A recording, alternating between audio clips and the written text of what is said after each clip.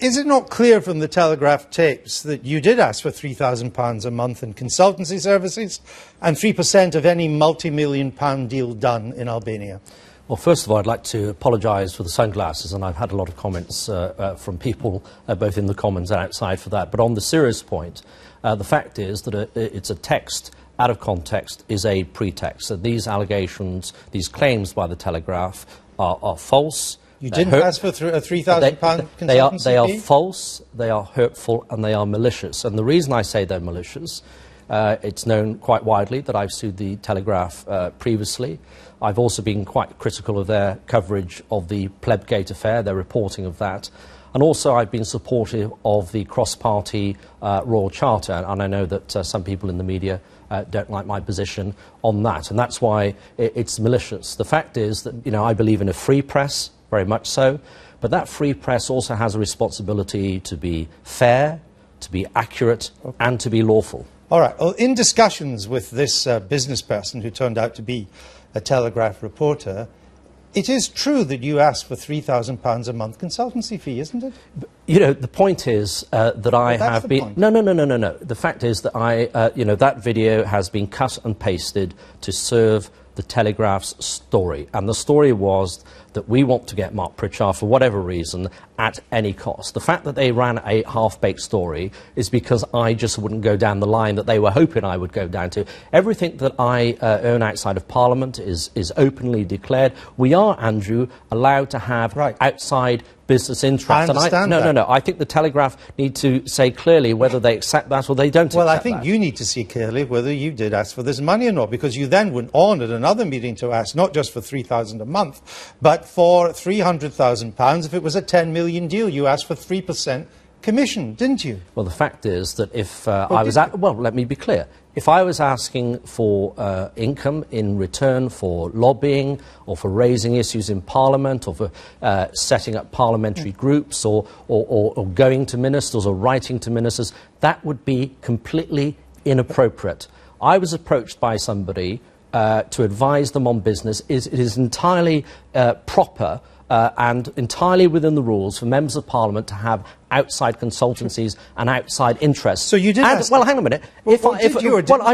I'm answering your question in the way that I want to answer it, not in the way that fits a particular narrative. And the narrative, unfortunately, of some parts of the Telegraph, and to be fair, there are some very good journalists in the Telegraph. I know that there is a dispute at senior parts of the Telegraph at the moment about the direction of that paper. Do they want to return to being a Catholic, objective newspaper, a quality broadsheet, or do they want to slip into the slippery slope of being an agnostic rag looking for sensationalist headlines? Part of this has come about from your membership of these all-party parliamentary groups. Because you're one, this involved Albania, you're part of that. You were in Malta when you were first approached. I think you were on a trip there. Hungary's another one. There is an uncomfortable overlap between your political and your business interests. Well, let me say, I have no business interest in any of those countries. In fact, some of the countries the Telegraph mentioned, let me be clear, I've not even visited, and I have no business interest in at all. So that wasn't well, you were boasting that you knew the Albanian Prime Minister, the Mayor of Tirana, and the previous Prime Minister. Well, let me be absolutely clear again. The fact is, I make no apology for making foreign trips. I think it is unfortunate now we have a narrative developing in some parts of the press that if a politician goes abroad at the taxpayer's expense, it's wrong. If they go abroad at a host government's expense, it's wrong. If they go abroad with a charity or an NGO or a private company, even if it's declared, it's wrong. You know, we want people with an international perspective in Parliament. Well, you know, it's people like you. Look at this map up here. You're a member of 54 country groups. We've put them up on the map. There they are. I don't know what Canada's done not to deserve you, or Australia. 54 groups you're a part of in these all parliamentary groups. I mean, you're like the British... this is the Mark Pritchard British Empire. Well, that's very kind. You know, also, if I had global interests that wide, I certainly wouldn't be in Parliament, but I believe in public... But can I... No. You use these groups... Well, that's the point. That's the key word. That's the suspicion, that you use these groups to drum up business for your consultancy. Well, prove it.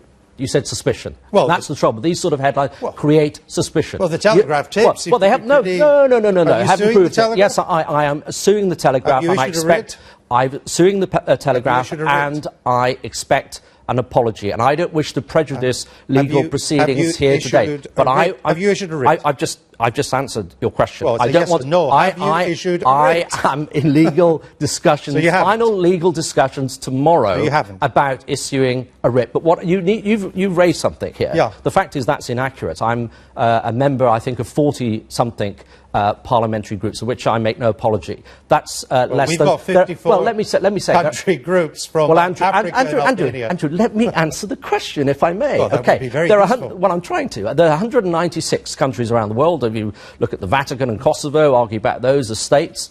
So it's less than a quarter of the country groups on my figures, okay? I make no apology. You know, one of my regrets is not having visited Syria. I don't know whether I'm a member of the Syria group. If I'm not, perhaps I should become a member. I make no apology. One of my regrets is not visiting Syria. So when it came to the Syria vote, I was blindsided. Yes, we have excellent briefings on the Foreign Office. Yes, we have excellent briefings in the House of Commons libraries. But I had to make, perhaps, a judgment based on part knowledge. Nothing beats being on the ground, as even BBC journalists recognised this week in Jaffna with the Prime Minister. Nothing beats being on the ground. You boasted about your connections in Albania to get a business contract, and you meet these people through these all-parliamentary groups. That is where there's an unhealthy overlap. Well, hang on a minute.